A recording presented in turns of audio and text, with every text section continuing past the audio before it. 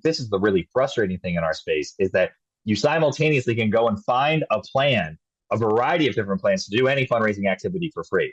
Let's say you want to run a golf tournament. Go online right now, Google nonprofit golf tournament, and you're going to find for like plan for nonprofit golf tournament. You'll find 25 of them for free and ready to go, right? Already built out, already and set to be something that you could use. The challenge is now, do we have the staff people or the team members that are equipped to do this in the first place? And do we have the time and capacity to implement those things, even if we have a free template for what those things are or where they exist? Welcome, everyone, to the Basecamp podcast, a free educational podcast powered by Pacific Northwest Fundraising.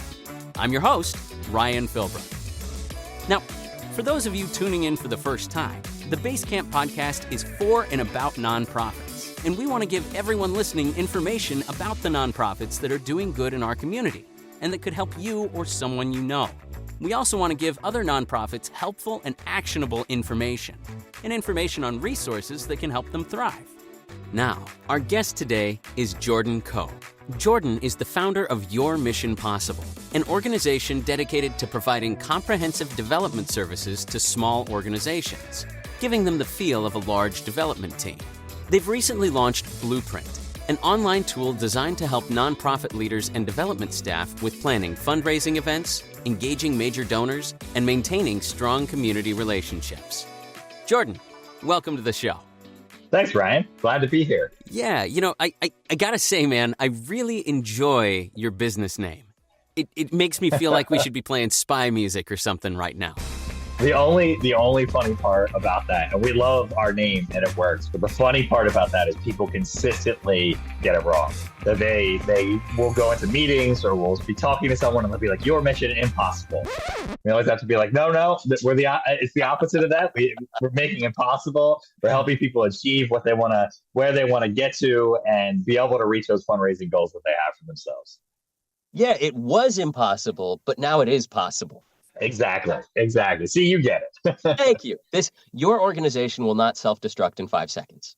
Right? Like that's a deep cut. I think that's from the original 70s show, not the movie. So yeah, we're showing our age there, right? I know exactly what you were talking about. Thank you. All right. Now, Jordan, before we get going into the nitty gritty on everything, there is a game that I like to play with people, if you'll indulge me for a second. Cast your mind. Pretend you're in an elevator or in line at Starbucks, whatever. You're in line, you're working on your phone, and there's a stranger behind you that catches a glimpse of your screen. And on your screen, they see the words, "Your Mission Possible." And they go, "Oh, what's that?" So Jordan, in 7 words or less, what is the most important thing for that person to know about Your Mission Possible? I would say, all right, let me count. 7 words or less. We'd say comprehensive, nonprofit, fundraising, and communication tools. Ooh, good job. I like that. Okay, repeat it one more time. We take comprehensive, nonprofit, fundraising, and communication tools. I like that. That is a good way to describe it. And I'm saying that having read through many, many more words talking about the company. So all right, you can have your words back now. I'm not counting anymore, but tell me about it in more words, Jordan. What is Your Mission Possible? What do you guys do? Yeah, I'd like to tell this in a little bit of a story, Ryan. I think that helps be comprehensive in terms of how we got to where we are. I've been working in the fundraising and the nonprofit world for almost 20 years now, so that's really showing some age too. Almost 20 years now, and over those 20 years, worked almost exclusively in fundraising. I was either directly in charge of fundraising or in charge of fundraising at some capacity level. And during those times, what I really saw is organizations that are kind of, let's call them like $2.5 million and smaller, are really restrained in terms of what they're able to do with their teams, right? You usually have one fundraising person, maybe one other communications person, maybe an administrative person helping that group of people if they have it. But a lot of organizations really only have one of those people, right? And you get this unicorn effect where everybody that's hiring wants someone that can do what we call 17 different skill sets, right? Mm-hmm. The strategic planning is different than the research, which is different than the writing, which is different than engaging with individuals, which is different than the website, which is different than reporting on grants, which is different than, you could just keep going and going around all these different individualized things. And in particular, all of them are important. There's nothing about social media that is less important than your grant writing because they all feed into each other. And ultimately, whatever it is that you are the worst at is the thing that your supervisor or the organizations end up getting stuck on. So if you have to do 17 things and grant writing just isn't the thing that's working out well for you, well, all of a sudden, we need to find somebody that's good at grant writing. And they replace that person. And ultimately, the person that comes in as good as grant writing is really bad at social media. And then all of a sudden, oh my gosh, our communications are a mess.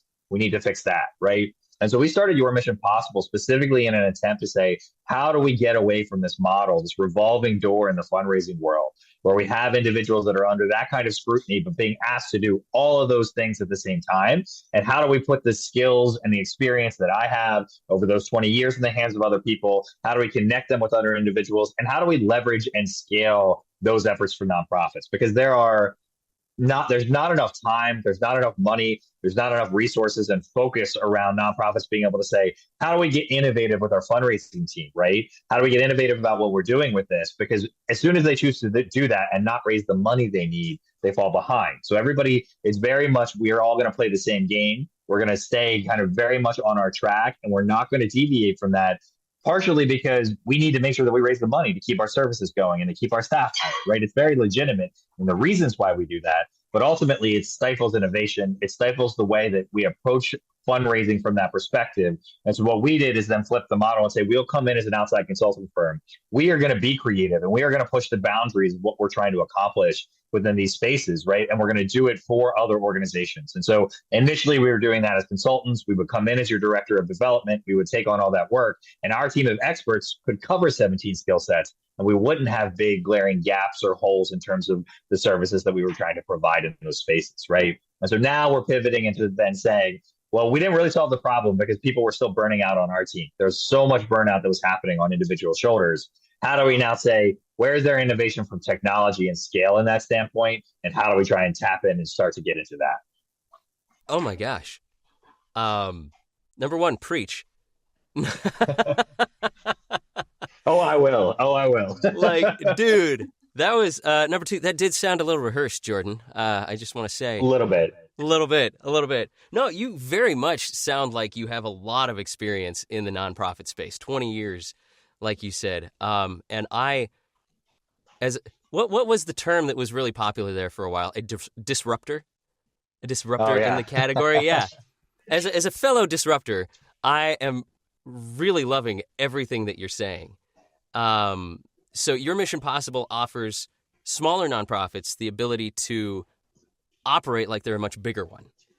That's right. So somebody like myself that would typically come in, if I came in full-time at an organization at a C level, whether that was a CEO, which I've been, or a chief development officer, which I've been, I would be compensated at 165,000 plus in terms of what my expectation would be on my experience, my resume, et cetera.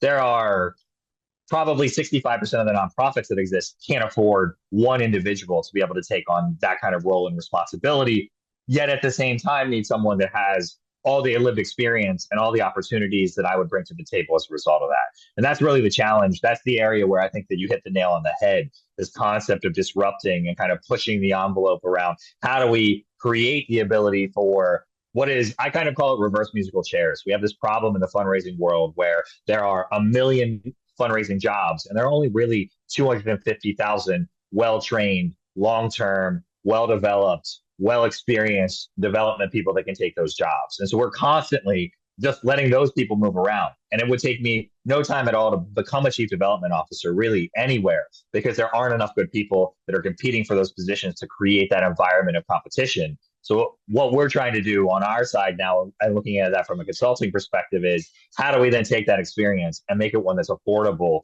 essentially for what we'd love to be every nonprofit? That is a fantastic question. How do you do that? Yeah. And so, I mean, I can tell you a little bit how we're trying now, which is, please do. One of the other things that we talked about is how, in particular, You've already done that before. This whole, it's the cliche, recreating the wheel is a tired cliche. But let's say that you are running a fundraising event this year. You are not the first person to do that today. You're not the first person to do that in the last 2 hours of this day. There aren't 100, there aren't 1,000. There are probably millions of those that happen every single year. And probably 80 to 90% of nonprofits that run those start from scratch every time they do it. They start from the beginning. They start with their own systems, and all those things make sense, right? But there isn't this widespread, this is how to do it. This is the system to how to implement it. And this is something that we can bring onto our team. Now, simultaneously, and I think this is the really frustrating thing in our space, is that you simultaneously can go and find a variety of different plans to do any fundraising activity for free. Let's say you want to run a golf tournament. Go online right now, Google nonprofit golf tournament, and you're going to find plan for nonprofit golf tournament. You'll find 25 of them for free and ready to go, right? Already built out, already and set to be something that you could use. The challenge is now, do we have the staff people or the team members that are equipped to do this in the first place? And do we have the time and capacity to implement those things, even if we have a free template for what those things are or where they exist?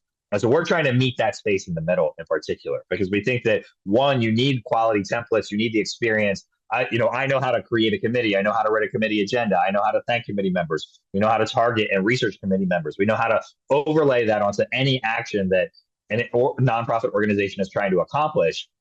And even if I could tell you how to do all those things, the amount of times that it would take me to tell you to do that would be onerous in its own right? Like we call it the Asana problem, right? Or Monday.com problem, which is that you can go on Monday.com and you have this amazing tool to help you manage your projects, but you've got to build it from day one. You got to go in and you got to tell it all the things that you want to do. You got to write the draft. Like if you are working with me and I want you to send this draft of an email, I still have to go and draft the email and put it in the system. And for a lot of nonprofits, that's time lost, right? They're better off than just taking the email, writing it themselves, doing it themselves. And you end up in this vicious cycle where that work is just being done by the same people, restarted, you're constantly chasing your tail. And so we're trying to now integrate a technology version into that of saying, here are those templates to begin with. So instead of starting out with a blank Asana or Monday.com template, we say, here is your template for running an event. Here's a draft invite for inviting someone onto your committee. This is what an agenda needs to look like. Here's your tracking sheets for silent auction items. Here's your tracking sheet for live auction items. Here's a letter to send to individuals for live auction items. Here's a sponsorship template. There are 100 other things that come with that. I've done those things 67 times in my career already, right? So you add on top of that the 67 galas that I've done those for. We take all those tools and make them replicable and repeatable for individuals. And then we build that into a system where our team can help you then cater and build that and develop that to your organization. So you have two options really with your Mission Possible. One, you can come in and you can use what you referenced earlier, Blueprint. And those are just essentially the project management tools. They're the templates and they are the system. They are the thing that you could probably find online, easy and ready to go, but already built into an implementation system. Or you can upgrade that to our Prime services, which then completes those for you. So when you have to invite somebody to whatever committee that you'd like to invite them to, we're going to come in and we're going to take a look at that. We're going to say, oh, you know what? It turns out that Ryan actually works for Nike, right? And so because Ryan works for Nike, you should make this reference to sport in this letter. We're going to tweak this one just a little bit for you, and you can go ahead and send that out.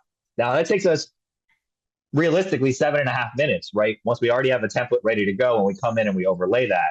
But for an organization that doesn't really know what they're doing, they don't know what connections to ask for, they don't know what that looks like, that's 7.5 minutes that would take us to implement something like that takes an organization 6 hours or 4 hours or even 2 hours, which is a lot, right? And so we allow you to stack the work, move much more quickly through that process, and do it knowing that somebody that has the experience that I do is saying, yes, this is the right way to do it. Because sometimes confidence is everything in fundraising. That if you don't believe that you're doing it right, the person on the other side of that email or on the other side of that call feels it. And so having someone standing behind you saying, yeah, this is the right way to do it, also not only helps you get it done, but it helps you gain that confidence to be successful on the other side of it. There is so much to unpack in what you just said. And I love it. I feel like we could run this entire interview just parsing your answer to that last question here. So I want to pick just one specific example and kind of walk through it a little bit. Okay. So Jordan, let's use the golf tournament example that you started with at the beginning there. What's the smallest kind of organization that you might work with? Because you said you work with So, organizations of different sizes. yeah. So we are trying to keep our full scale package under $40,000 a year. So we would help you run all your development activities for less than $40,000 a year, which is full in tow, less than an administrative assistant that you'd hire. If you paid somebody $30,000 a year for and plus benefits, you're really going to be paying them 45. We're coming in under the mark of that. So really any nonprofit that's got a budget of really over $200,000 and wants to make a serious commitment to fundraising, we think that we're on the table for consideration with that. To answer your question about who can then run a golf tournament, realistically, can you find 144 people that will pay $75 to $125 to come out and golf? That's the margins that you really need to be within to start to have a profitable tournament in the first place. We can come in and have that conversation with you. We can talk about what it's going to take to run a golf tournament. How many sponsors do you think you have or need? Tell us who's on your board so we can help you map what that looks like. And we can say, hey, these connections exist for you. This is the right way to go. It takes me about an hour in a room full of a board of directors and a development committee to tell you they've got it or they don't. And so we have the ability to come in and say, hey, you got a group here that has it for a golf tournament. Let's do it. Or you don't, but it sounds like they're a better fit for insert something here, and push them towards what that is and move with them to then create the templates for the things that we think are going to work for that. That's fantastic. Because, I mean, those templates that you're talking about, especially for new nonprofits, they're not going to even know what sort of templates they need until they come upon the situation. And for all nonprofits too, you know, it's I can't tell you how many times I've been working with an organization where they ran a gala the prior year, and you're like, okay, tell me all the things that you did, and they're like, well, we didn't write that down. We don't know those, or the person that ran the gala, they're gone, so we don't have, and we deleted their email, so we don't have drafts of all the emails that we sent out to those people. We don't have the lists of the things that we did for these things. And you've got to recreate those things from scratch. So it's for new people, but it's also for organizations that just are putting out fires constantly and don't have time to take the effort to write all the things down that they've done in the process of that. And I like that is normal and typical and something that happens to everybody that's that busy. Let us help take that off your plate, give you a template in the first place, adjust it. Ideally, if we can be working with you when we get to the second year, then it's already up and ready to go. We go from already a little bit quicker to lightning quick. And that's going to let you, what we really like to talk about is where success in fundraising happens. And the idea is that fundraising happens when people give to people. They're either they're donating to the executive director, to a client of somebody that's being served, to a child that is benefiting from whatever that is. There's usually some kind of person-to-person relationship or person-to-person entity that happens. So if you're spending 95% of your time fundraising behind a computer screen, typing away, sending emails, doing documents, doing all this structural administrative work, that's all that time that you're not spending building relationships that are going to be successful in helping you be a better fundraiser. So let us be kind of the underside of the iceberg, right? And do all the things that have to happen behind the scenes, those 17 things I talked about earlier to have success. And then let the executive director or let a development director or even let board members and volunteers be the ones that take that tip of the iceberg role, take all of the call scripts and the details and all the things that we just hand them ready to go in the first place and get out there, build relationships, and raise more money. That's a great way to conceptualize it. Like having you guys be the under part of the iceberg and the top part be the part the Titanic sees. But like, no, I really do like that.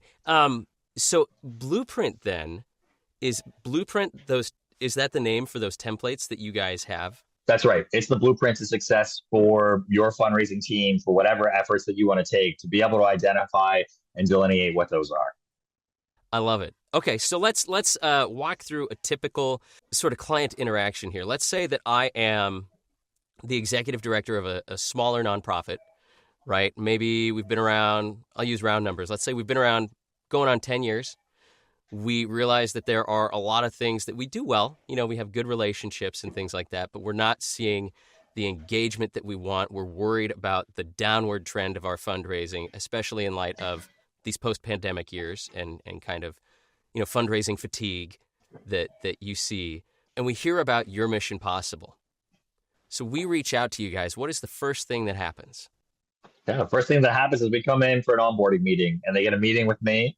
And we sit down and we talk about all the things that we think that you need to be doing. What has been successful, what hasn't been successful. Tell me about your board of directors. Tell me about your donor base. Give us We actually send a few set of report requests that we want immediately right out of the gate so we can analyze those. And we come in and we take a look at all of that and we say, these look like the areas that you really, if you were focused on, could lead you to more fundraising success. Then we spend about 3 weeks kind of hammering through the details of all those different things, because that is where this is the challenge, is that there is nuance for every organization about how those work. For some people, they have celebrity appeal and they have within their community people that are really big names that are part of what they're doing and part of what makes them successful. For others, they are really grassroots and they have every community member in their community giving, but at a certain level, right?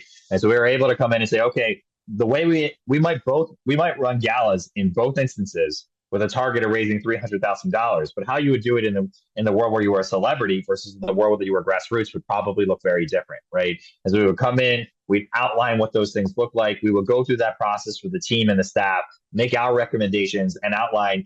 This is the best part about what we use in Blueprint, Ryan, is that we call them missions. So everything that you're doing within Blueprint is not just a project, it's a mission, right? And so that mission is a gala. That mission is hosting a small dinner for 20 donors. That mission is improving your social media. So internal questions to staff about getting pictures or getting the details that they need so the communications teams can communicate that accordingly. And so we'll come in, the grant reporting, grant requests, like contacts to other organizations, whatever those are, we come in and we set all that up for you on the front end. And so at the end of that first month, you're walking away with a plan, essentially. We call it, at that point, our tactical plan, right? We come in and say, what are our goals? What do we want to do to raise money? We have to engage these celebrities. We have to engage this grassroots group. We have to be successful in year end. We have a spring appeal letter and we run a gala, right? Those are the things that we do. Those are our big picture goals. Now we're going to put our tactical missions into place. That's where we're changing what we measure from outcomes to outputs. And I think this is where a lot of nonprofits get it wrong, where they say, oh, well, we raised $1 million last year. We must have been doing it right in terms of fundraising. And I would come in and I would say, maybe, or did you just get $1 million because somebody knew somebody that passed away and they left you $1 million? That's not a sustainable fundraising system. You are saying we were successful last year because of our outcomes, but you didn't engage your grassroots community. You didn't run a gala and you didn't host these small events, right? And so what we would say is that you want to measure this by outcome, right? Or output.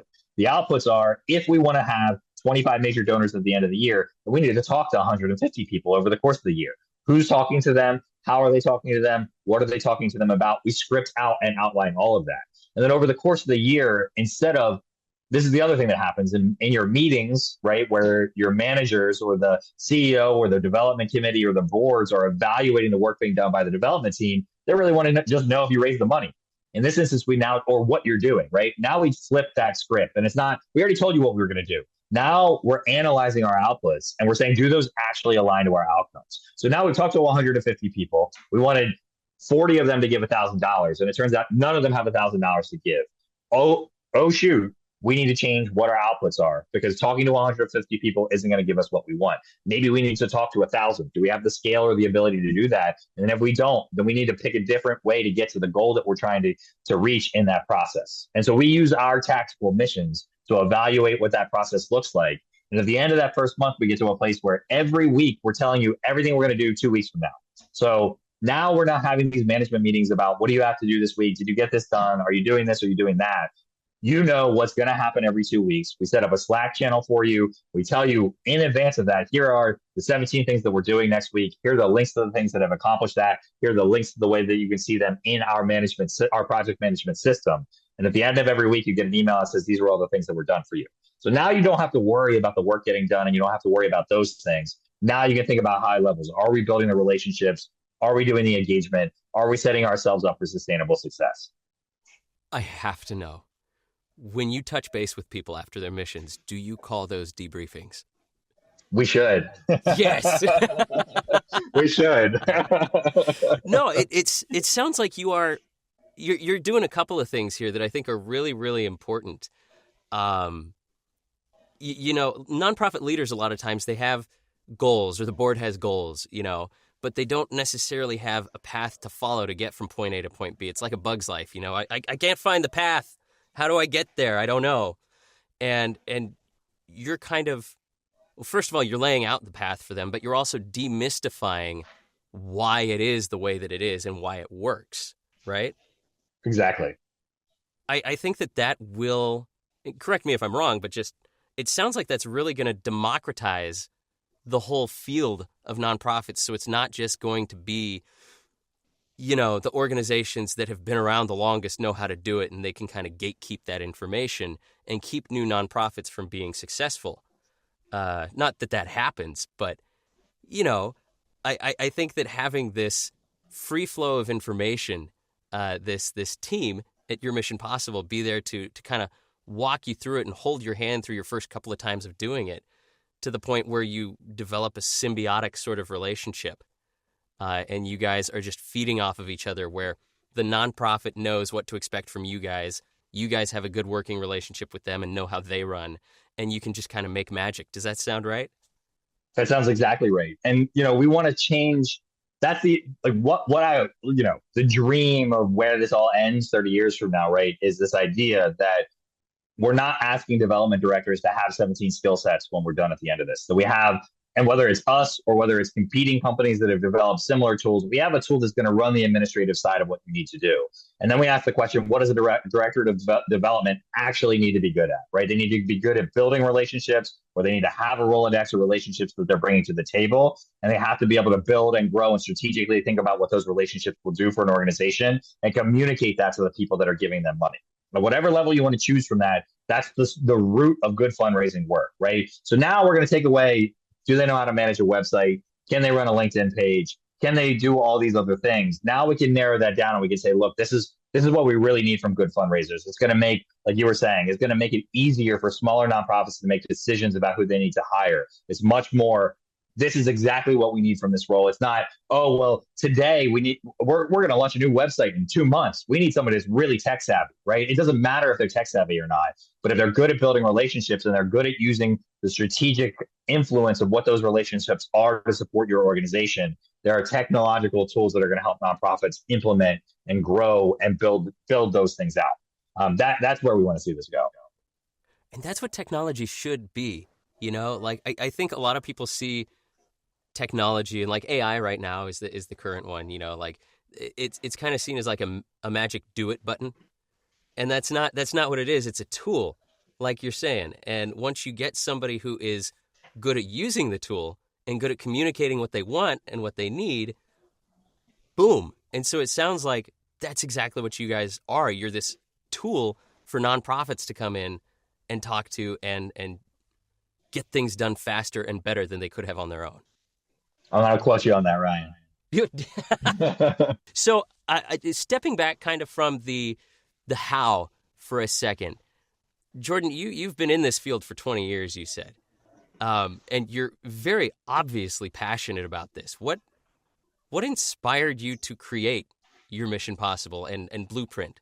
Oh, that's a really good question. You know, Your Mission Possible was just born out of frustration of kind of how the sector operated and wanting to see change, seeing this same size and number of organizations do the same things over and over wrong that's just maddening to me in its own right. I think that the evolution of Blueprint and where we're going now has shifted more towards this idea of how can we help more people with the same or less resources over time, right? I think the thing that gets me really excited about it is the scale and the multifaceted ability for it to be implemented for different organizations. The idea that you don't have to be, you don't have to have a medical degree to be in fundraising for a hospital. You know, it doesn't always have to be like that, but everybody wants a story or a connection and those kind of pieces. And if we can demystify some of those things, I think that there are a lot of organizations doing a lot of really good work. You know, that's the thing that we're seeing on the ground in most places, Brian, which is that there are just a ton of people doing really creative, really innovative, really beneficial things for their communities. And we want to see more of that. We want to empower people to do that. That's the exciting thing for us.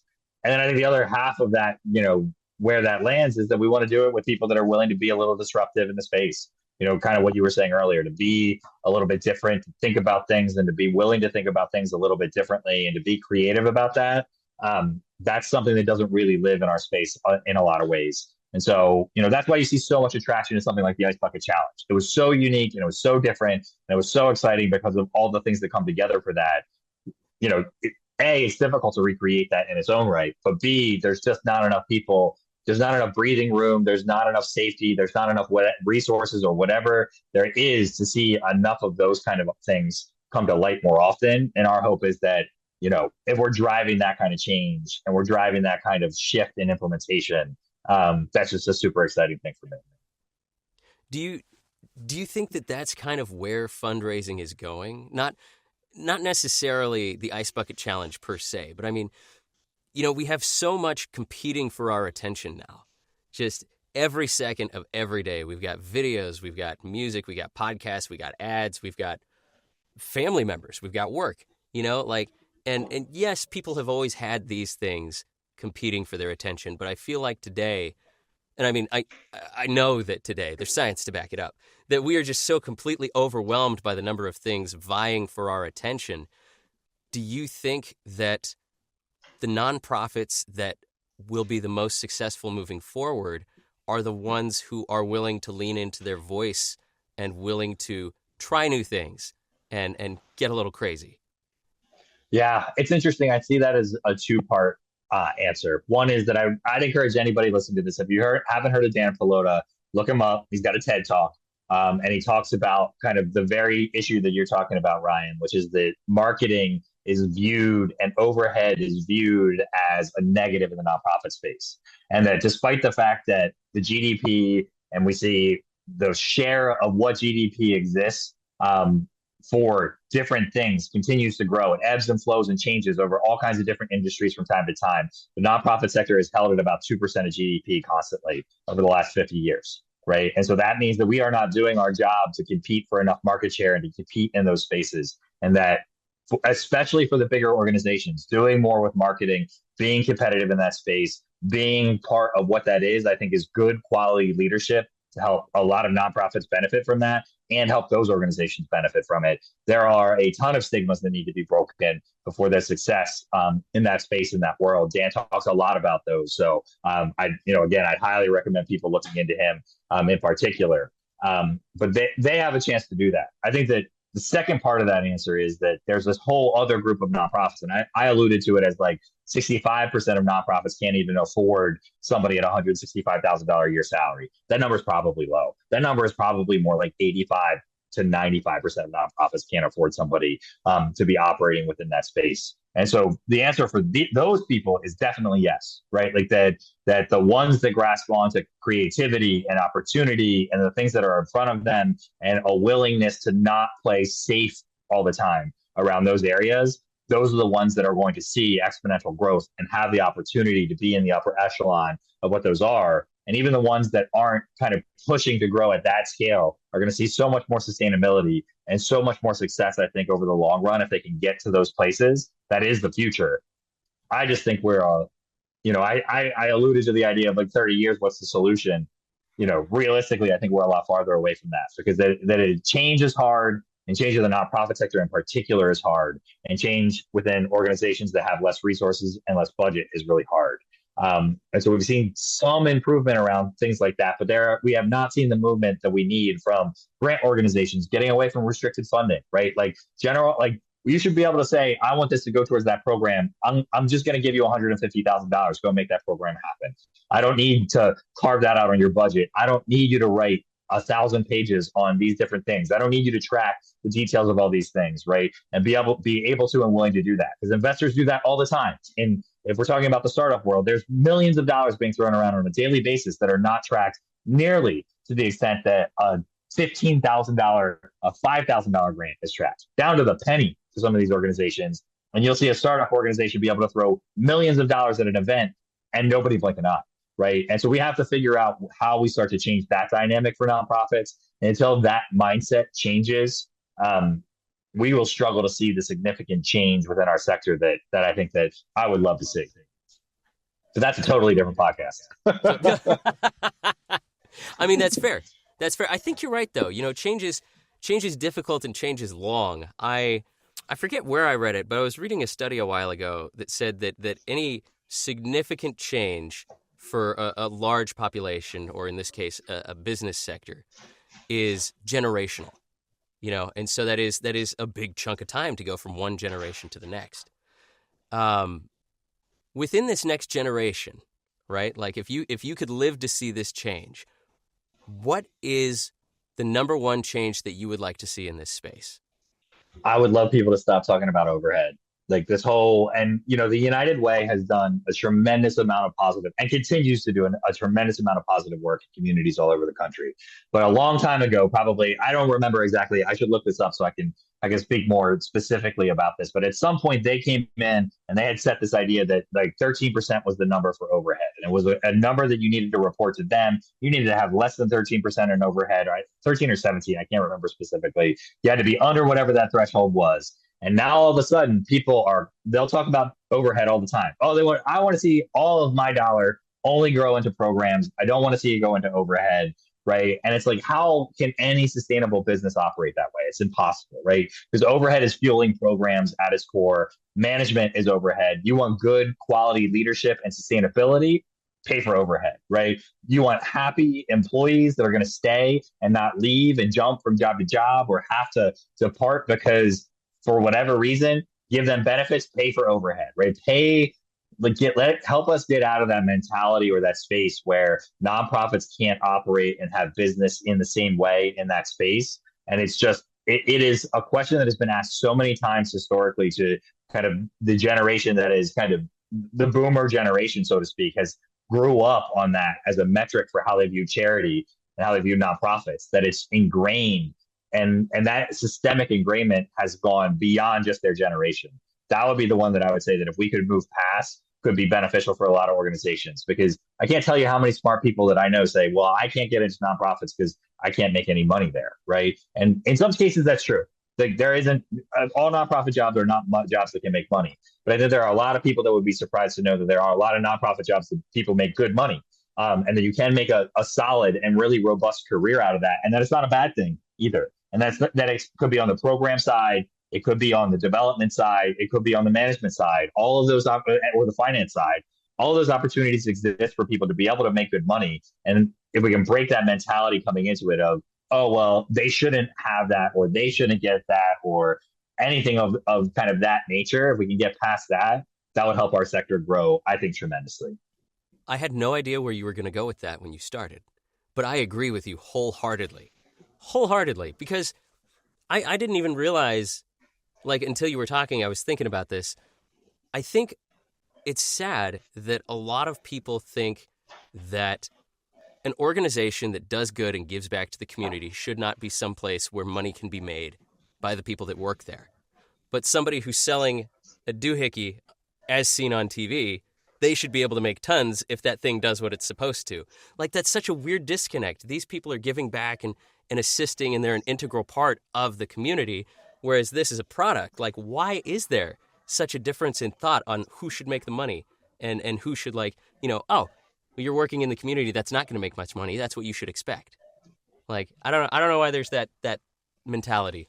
It's just the norm that we grow up on, right? Like you see it all around in kind of the different ways, the different ways nonprofits are represented on TV, and the way people talk about them, and the mentality around that space. And so, no one is doing it on purpose, and I don't think anybody is doing it maliciously. But when we think about it and approach it from kind of, can we be creative about this and say, I mean, can you imagine if some of the smartest minds in kind of our society could do the work that the work is being done in the nonprofit sector, that we wouldn't be doing more of the work that we're doing for less. We could pay one executive more money, and the benefit of having a high-level executive at a nonprofit in the center of their community probably could make a substantial difference. Dan actually talks about this in his newest movie, and I can't remember the movie, which is why I'm not referencing it. But Dan came out with a movie about this, and he talks about how if you graduate from an MBA and you can go make $450,000 a year, right? And you can take $100,000 and donate that money to a nonprofit, you still have made $350,000. You are then making somewhere around like 2.5% or 2.5 times more than an executive would be making in a nonprofit. You are lauded as a philanthropist within your community. Like people that give 6 digits away, and if you know any, send them my way. People that give 6 digits away, we hold to the highest standard, right? And yet we say that same person couldn't come into this sector, be paid that $250,000 or $350,000, make substantial impact in our communities in that way, in the same way. We just don't, again, it's just like this kind of paradigm of how we've already pre-built it and how it lives in that space to begin with. And that's just, it's a stigma that we've got to break down over time. And there aren't enough people like Dan and me and now you that are talking about it. But, get out there and spread the good word. Oh, yeah, absolutely. And I think you watch this segue here, I feel like that's what you want your Mission Possible to be, is that disruptor, that stigma breaker, that organization that comes in and helps other organizations get their footing, get their confidence, and take that fire that they have and really use it to just build up and illuminate their community and their causes that they're championing. Exactly. I'm going to quote you on that one too, Ryan. Oh, I'm full of words, Jordan. I'm full of words. Well, we are coming to the end of our time here, and I know that. So I just want to say thank you so much for taking the time to sit and chat with me today. This has been fascinating. Yeah, thanks for having us on. We, love to be. I love talking about this kind of stuff. I think it is, in the way that you were just kind of alluding to it, it's something that is not part of enough conversations. I think that if more people were more in tune and have more understanding of it, the dynamics could shift really quickly. So we're really thankful that you want to have a conversation like this too. And we're thankful to everyone that's listening and, excited to talk about these kind of things at any time. I want to ask before you go, though, I've got two more quick questions here. Before you go, do you have a favorite story that you can share of a client that you've worked with your Mission Possible, that you walked them through their first fundraiser or helped them improve upon what they had? Yeah, we've been working with a school in Africa, in Tanzania, since we started at Your Mission Possible. So 11 years ago now, which is crazy to think about when we started doing this work. And we're still working with them. And over that time, not only have we been able to fundraise and essentially double the number of students that are able to go to that school, we've helped them build out a completely new social enterprise program. And so because of the founder of the school's fluent in Swahili, white, blonde woman, you would never expect it, completely fluent in Swahili, completely ingrained in the community of which she built the school. And I think that's the lesson of among any lessons that anybody needs to learn, is that she ingrained herself in that community, and that is what made the difference.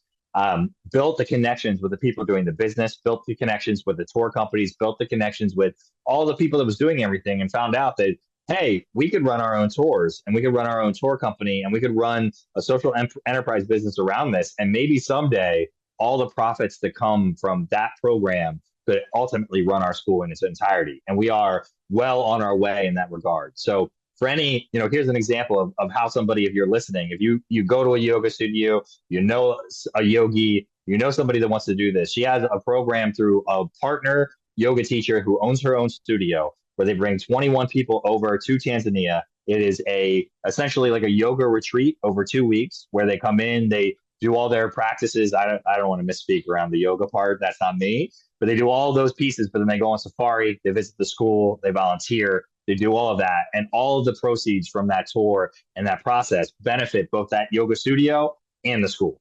And so we're always looking for partners at that school to find somebody. If you have, the clientele that wants to bring up some people over to Africa, you want to have a special yoga retreat that has a special experience that's built around that, and to do so knowing that the benefit of that is not going to the four-star hotel, insert name here, right? We don't want to denigrate any of them, but instead is going to the school that's doing the work on the ground in a village in Africa, educating girls that would never have had a chance at education in the first place. And you get a chance to go meet them. You get a chance to see the school. You get a chance to see what they're doing there. It's a life-changing experience for everybody to be able to get involved with that. And so that's you asked me why we're passionate about this earlier. But that's what we're in this for.